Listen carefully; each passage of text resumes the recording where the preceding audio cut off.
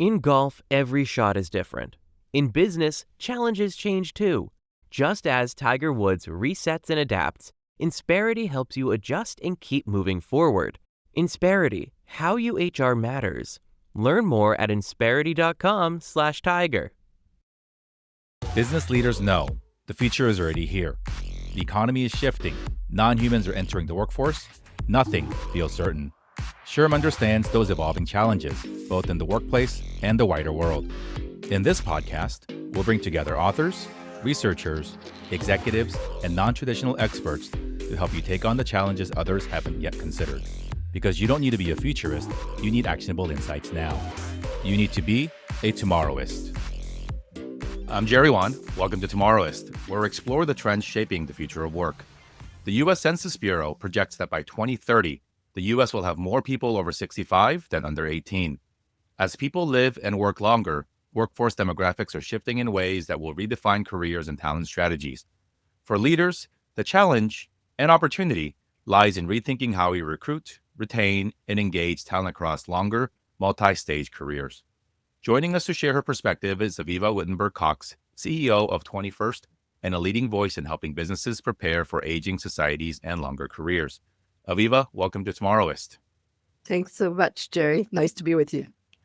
Likewise. I'm really excited to talk about this topic, right? Because I think when we talk about reskilling or we talk about the evolution or changes in the workforce, right now in 2025, a lot of the conversation naturally focuses on AI, new technology, tools, and its impact. Are we going to get replaced by robots? All these things. But one of the, the demographic shifts that have been looking at us in the eye for decades is the aging, right? People are living longer, people are working longer. And so talk to us about the phrase that you love to use, which is longevity wake up. And what does that mean for us, primarily as a society and then secondarily as business leaders? I think it couldn't be more urgent, and I think that's not necessarily very recognized. So kudos to you for having this episode on your website in 2025. It really is the year where this is beginning to hit. And so when I talk about the longevity wake up, yes, the data has been coming at us like a slow iceberg for many, many decades. But we're hitting a tipping point where, as you know, life expectancy, we've gained 30 or 40 years just in the past century. Countries are fast aging all around the world, not just the US, but globally. Almost every country is aging. And we're seeing this combined with tumbling birth rates, especially since the beginning of the century. So the net result is, for the first time in human history, this is really, really new. We are going to be generationally balanced.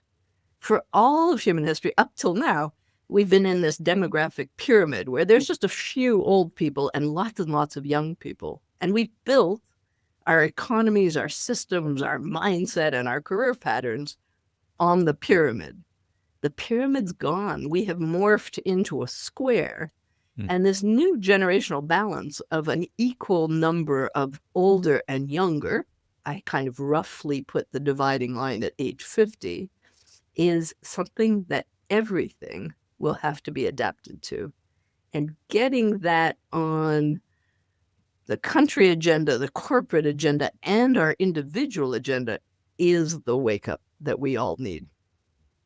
You're based in UK. We're obviously here in the States. And so, I want to have this conversation on things that will be both applicable and useful for a global audience. Obviously, there are, policy items that I think we can talk about in terms of taking care of people at both the older and the younger end of the spectrum.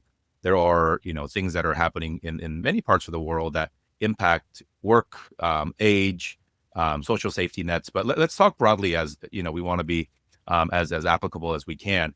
You mentioned the global aspect, right? Because I think sometimes when we look at demographic data, we are naturally inclined to look at our own.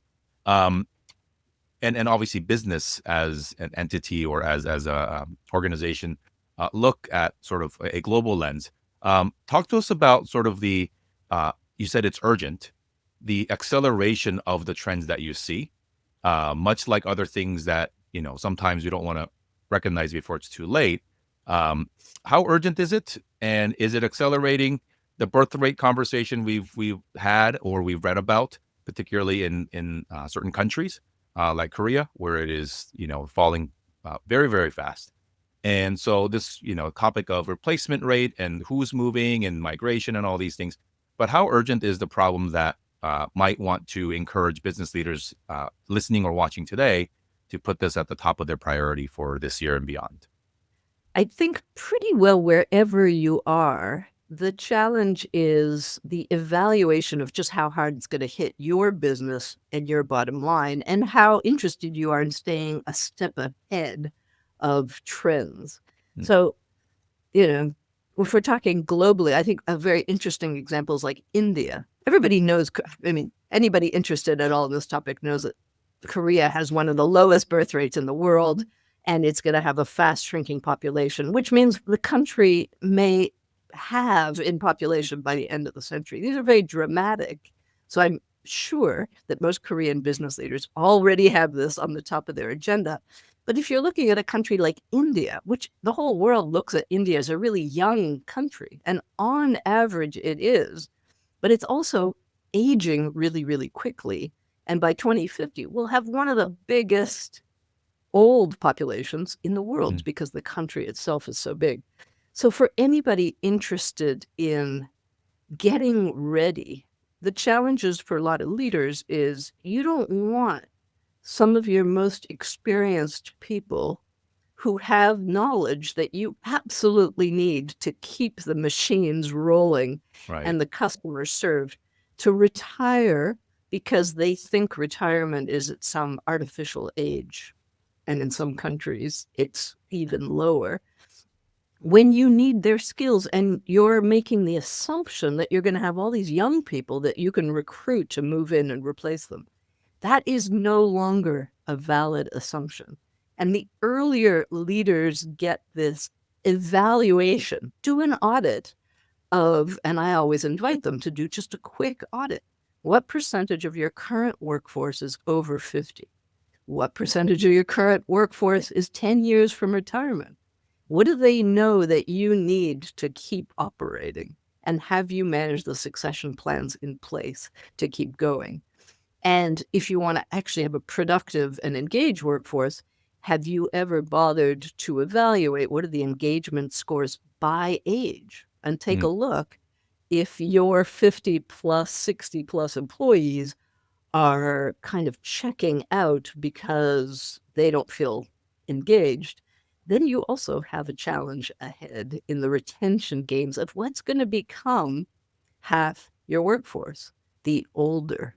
And I don't think companies are quite registering that this isn't really a future story. It's their present reality. So you talk about this audit, and then you mentioned, surveying and then cutting the data, as we say, by demographic, by age, so that you can, get more disaggregated data on how people are feeling. What are some of the biases that come up in surveys like that leaders should be mindful of? I think we've fully adopted when we think about the word innovation or new or fast changing or competitive advantage, and our minds immediately goes to younger, right? And Silicon Valley and technology companies have done that to us, right? We have this visions of somebody who's new, fresh perspective, and so we don't even think about somebody in that 50, 60 age bracket being a prominent or a regular part of the workforce in the tech sector, right? And so, but every company is, whether we like it or not, a technology company of some sort. What are some of the biases that our leaders can be on the lookout for when it comes to balancing this need for innovation, for competitive advantage, but really fully with the lens that they know that the answer may lie in taking advantage or impacting or taking advantage, leveraging the benefits of the longevity economy? Well, it's enormous. So basically, one has to first accept that we are all ageist. Everybody, 6 months old. It starts at 6 months old babies. They start to recognize this ageism issue and react to the age of the face in front of them. So this is deeply ingrained. And again, it's this new longevity of ours is quite new. Our parents lived 30 to 40 years less than us. So we are a pioneering generation on Earth right now that is extending life beyond what we've ever known before. So it's not very surprising that people think you're old when you're 50 or 60. It's just that this is no longer true. The IMF just came out with a statement that a 70-year-old in 2025 has the mind of a 50-year-old in the year 2005. That's a pretty dramatic, I don't want to say youthification because that's the wrong word, right? It's just that we're not aging the way we used to. And so recognizing that the old mindsets are still operative in our hiring procedures, in our career management systems, in the way particularly we address consumers.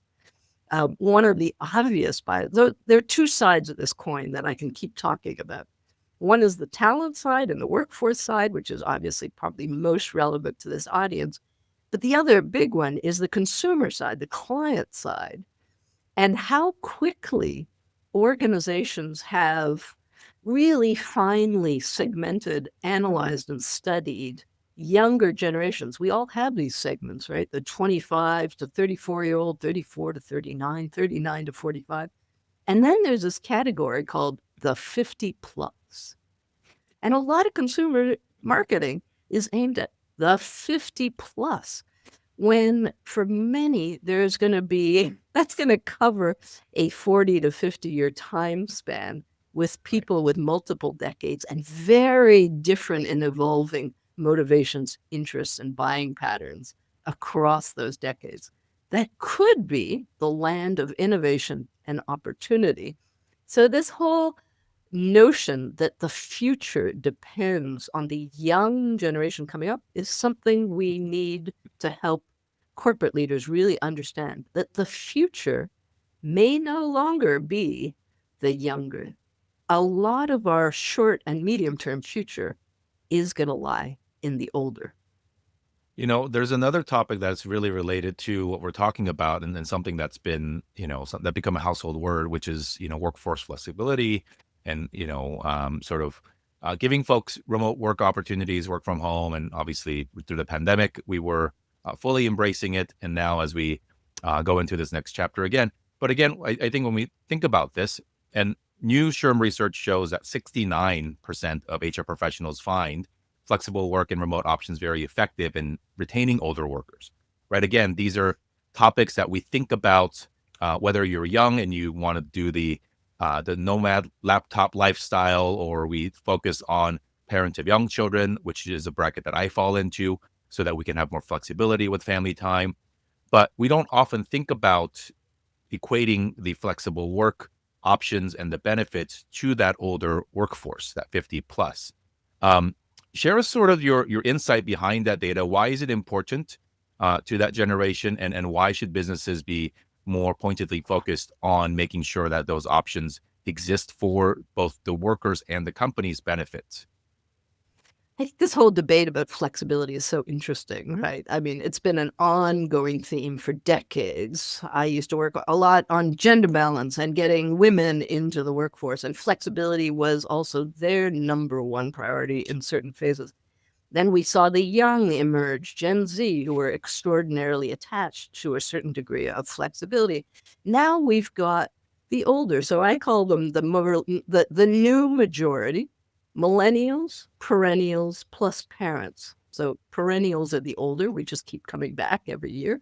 And together, we are now the vast majority of the workforce. So the question actually isn't who wants flexibility, it's who doesn't want flexibility. And why do we keep trying to insist that we should undo flexibility in order to enhance productivity?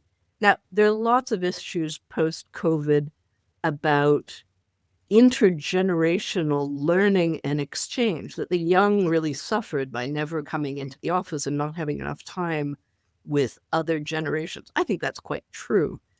But from there to jump to zero flexibility, which will be the number one priority of the 50 plus category, is just shooting yourself in the foot in terms of retention, promotion, and engagement of what will soon be half your workforce.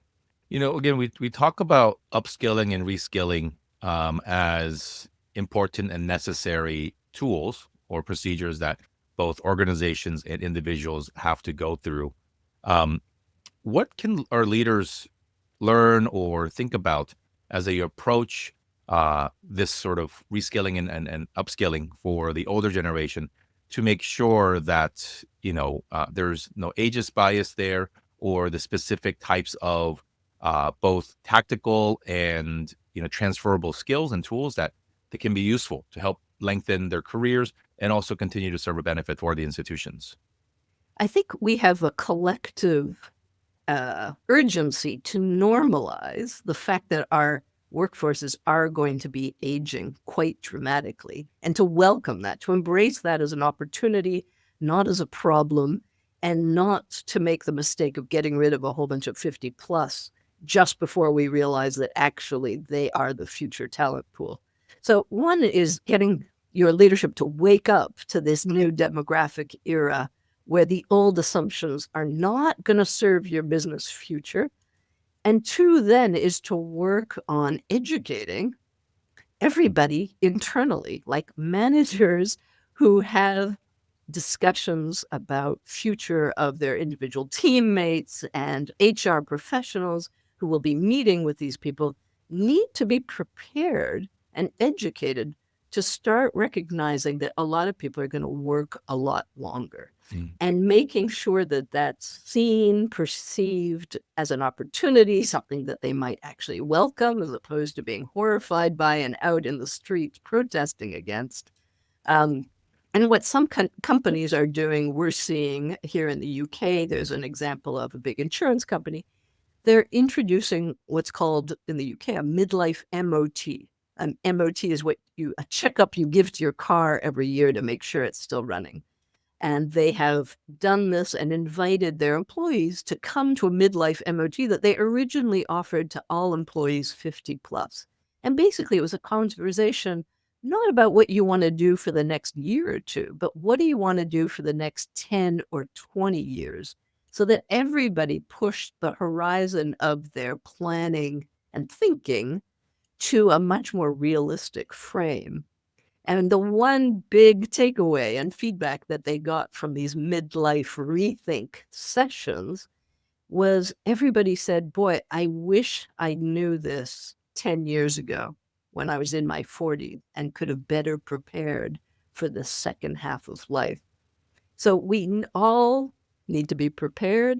And I think HR professionals are going to be absolutely key in getting this issue onto the leadership agenda, upskilling leaders first to redefine their own internal mindsets and thinking about age, and then cascade it throughout all our systems to adapt them to a very, very different sort of 60-year career marathon versus the 30-year sprints that we are very much programmed by so far. Talking about reframing, and we talked about this a bit earlier in the conversation, Avivah, but ageism is real, and there are a few things, many places where this pops up, but leaving graduation dates off of resumes, or leaving your entire work history off.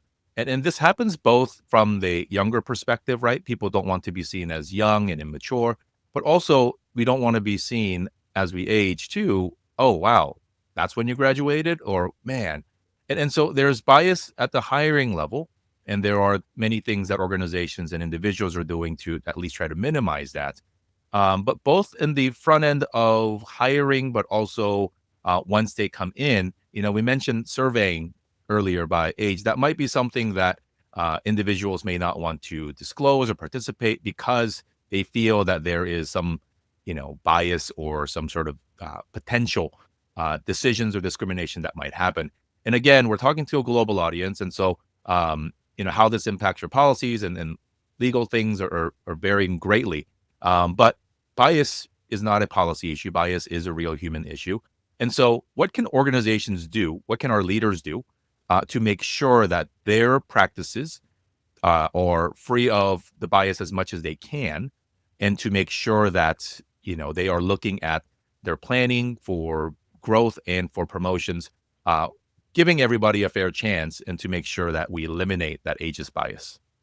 So my advice on ageism and generational balance is very similar to what a lot of companies might have heard when they had to work on gender and gender balance. Same kind of challenge. The first recipe is don't address ageism head on with unconscious bias training and accusing people of being ageist. We know from all of our years on gender issues that this is just ripe for the backlash. So instead, there's a much more positive and constructive way into this topic, which is very much where we started our conversation. This longevity revolution is an enormous opportunity for organizations that get ahead of the topic.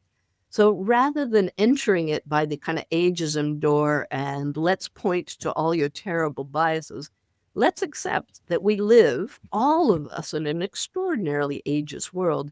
And getting through that is by educating people about the opportunities of building much more intergenerational benefits and teams. What's the ROI on understanding how to maximize that benefit? And how do we get leaders who are really skilled in understanding what the different generations kind of want from work, from products, and from services, and give it to them in new and very innovative ways? We keep thinking that, and the stereotype is that the older are not very innovative.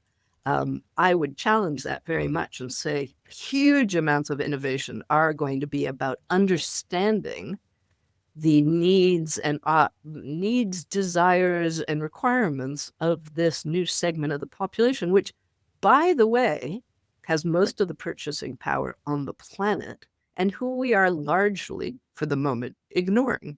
So there's enormous opportunity. There's enormous bias. Why focus on bias? Let's stick to focusing on opportunity. It's not the topic of this conversation, and perhaps we do need to have a separate conversation, maybe with our leaders in marketing.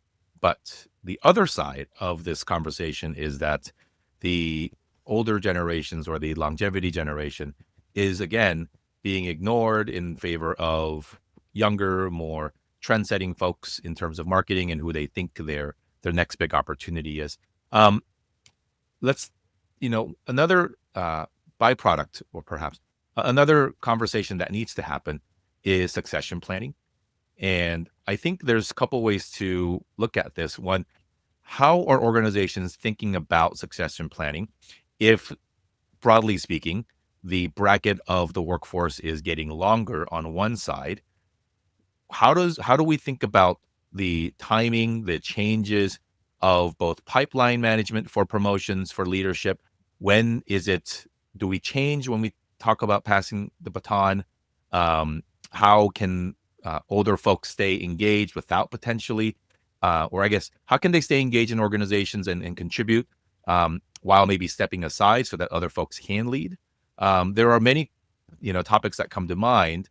And then we'll talk about that. And then the second part of the conversation I want to have a little after is, how do we then position this as something that's not so negative to people who felt perhaps in that Gen X, older millennial range, that, hey, I thought I was supposed to get promoted, but now these people ain't leaving. What about me? But let's first conversation. How does this impact pipeline management in terms of leadership succession planning for large organizations? Well, I think it impacts it hugely and needs to be rethought. So I think the first step is to look again at how we manage careers over time. And for the moment, we're still stuck in these old patterns of very linear, upwardly mobile, unbroken career ladder ideals. And those have been under pressure for a long time. But if that's still the model on which your organization is based, you are immediately going to bump up against the challenge of, yes, a bunch of people who've come up through the hierarchy and are perched up at the top, quite expensive, and don't need to leave and often don't want to leave the organization. Um, the challenge for the organization's leadership is, of course, to flexibilize, to not have that ladder be created and then stay immobile and unbroken for years to come. You want people to keep growing and moving and changing. And the real challenge that nobody really talks about because it's hard to sell is to decouple age, seniority, and money. And until we do, a lot of this is going to remain theoretical. So we need all kinds of different career shapes that don't just move up to a peak and then stop all of a sudden in these cliff edge retirements. We're going to need multiple patterns of exit at multiple different speeds for different kinds of people who are going to be around but not parked in the key jobs at the top, who will go through those and then evolve into mentoring roles, succession planning management, passing the baton on to future generations, but be more flexible in their roles. Companies are starting on this. We're seeing this emerge. But again, flexibility is a big issue. What's the advice to organizations that are more deeply rooted in that culture that you spoke about, that not only sees age and wisdom, power, authority, respect, not only as a correlation, but perhaps as causation or as something that is a little bit more, relationally fixed, and culturally different parts of the world have that even stronger, right? We talked about Korea earlier. That is my culture. And there, if you're older, you have your way. You don't challenge authority. And so as the workforce bracket gets longer or, wider, what are some of the challenges that we might see? And then what is ultimately the advice for organizations to change from the top or from wherever in the organization, the culture, to make sure that we decouple that and that we encourage innovation up and down the chain? Again, I think when we talk about biases, it's often to protect the older generation from being, mistreated. But there are instances where the older generation gets away or has their way with things based on a certain set of cultural norms or expectations. But that also needs to be changed a little bit. What are your thoughts there? So you're absolutely right. Ageism is often seen as prejudice against the old. It's also, as you very rightly underlined, prejudice against the young.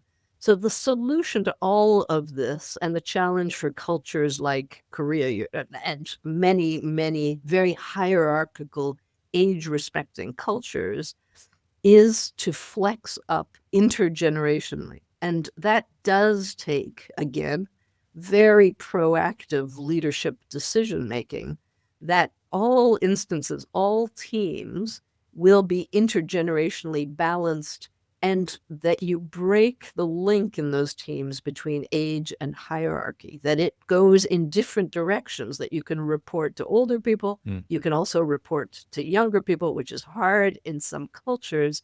So you have to introduce it, educate, and celebrate it a little bit. What are the benefits of reporting to somebody older and younger?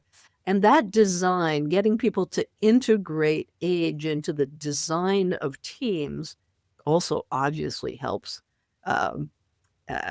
succession planning, knowledge transfers, all this kind of thing. But it also helps make culture much more innovative.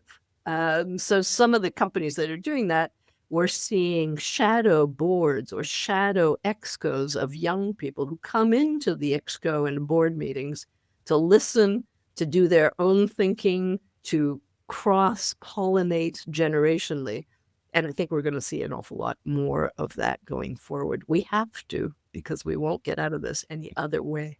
As we wrap here, Avivah, we've talked a lot about how organizations and leaders can adapt and to learn and to change, in this very real and, urgent need to rethink our workforce. We haven't really given advice to the individual who might be in that age bracket, who've been made to feel a certain way, made to feel perhaps unwelcome, or, hey, when are you done? Make room for me to move up. But as it lengthens, as the career lengthens, broadly speaking, or there might be an opportunity to try something new or rethink. There are jobs in industries that didn't exist for many of us that when we were starting out. And so it's a chance to revisit things. What's the advice there for individuals who are looking at their next chapter, one, either as a continuation of something that they had started that they didn't plan on, or as an opportunity to pivot into something completely new? But let's give some good advice to the individual who might be looking at this trend saying, what about me? Yep. And you should be looking at we should all be looking at ourselves, because we are all going to live a lot longer than we think. And we're all probably going to need to work a lot longer than we may currently be estimating. So the first thing for individuals, like for organizations, is wake up. This is coming for us, all of us as well. And part of it is the attitude that you bring to the news. And there's research to show that if you have a positive attitude towards aging, you actually gain 7.5 years of life. This is research from Yale's Becca Levy. So the first thing is, are you looking forward to this? And do you see ways of benefiting and using these extra decades that we have all been gifted? You and me, Jerry, we're both the inheritors of this thing. The second, I think, is to recognize that, yes, the world is super ageist. So the individual response to that isn't just to throw up your hands and say, I can't find myself another job. It's to learn about ageism. And there's some fantastic research from the OECD. Once you know what the ageist mindset has in store for the individual, that you're too old, you're too slow, you're tech phobic, you don't want to learn anymore, you're more equipped to fight it.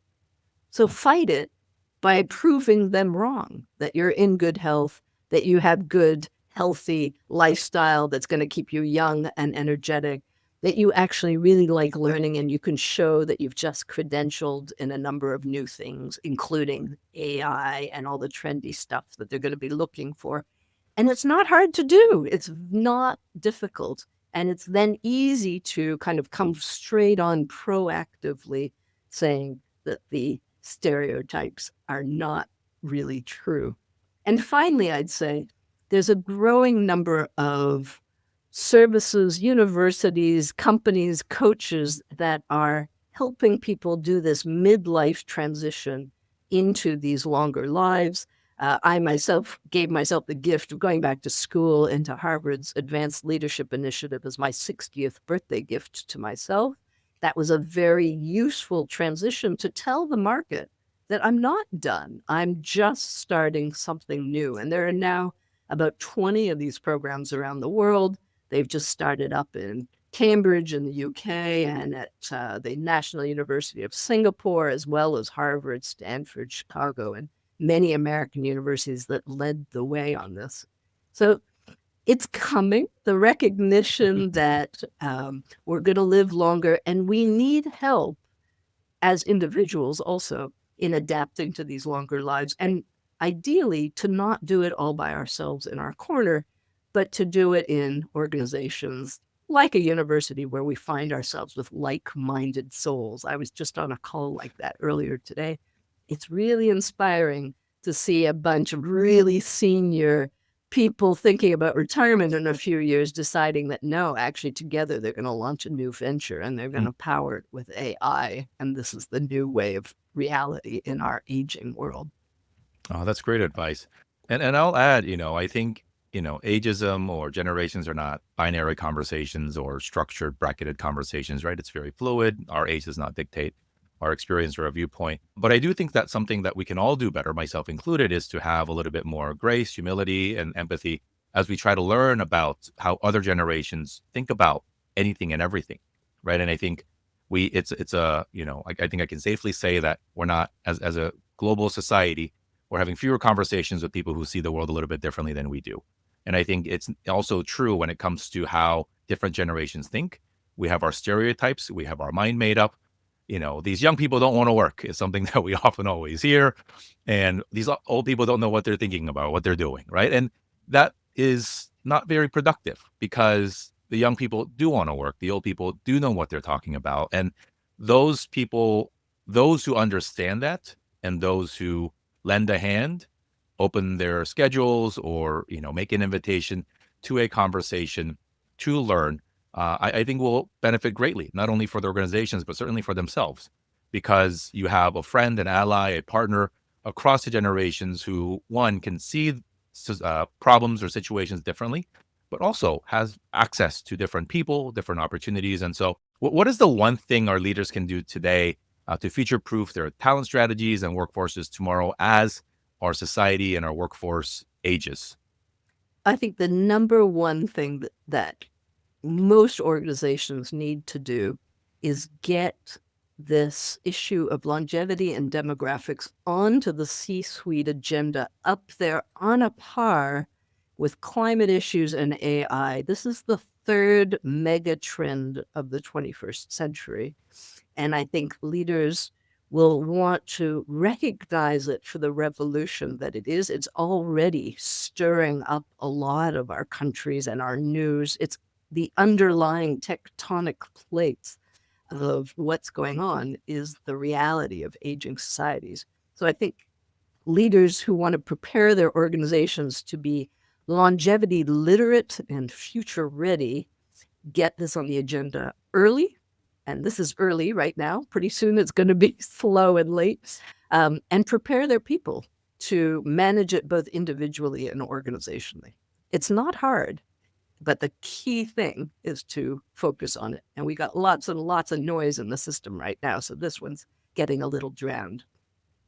Thank you, Avivah. This was a great conversation. I learned a lot, and I hope our audience has as well. And we encourage, if this is something that you think your organization needs to be talking more about or to start talking about, we encourage you to share this episode and other resources that Avivah has put out into the internet, or so many other experts who are, ringing the alarm bell that this isn't coming, it's here, and that we all will be better served by paying attention to it.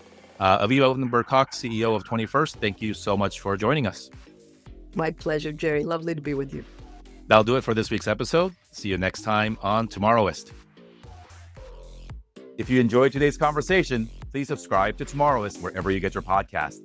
We also publish a weekly newsletter with in-depth articles and the latest SHRM research to help keep you in the know about the trends shaping the future of work. You can subscribe and find all of our episodes on our website at shrm.org/Tomorrowist. Thanks for listening. And remember, the workplace is changing rapidly. You don't have to be a futurist, be a Tomorrowist. In golf, the course changes, the wind shifts, the next shot is never the same. Tiger Woods built his career on the ability to reset and adapt. In business, the challenges change too. That's why Insperity helps you adjust, stay focused, and keep moving forward. Because greatness comes from how you respond. Insperity, how you HR matters. Learn more at insperity.com/tiger. SHRM.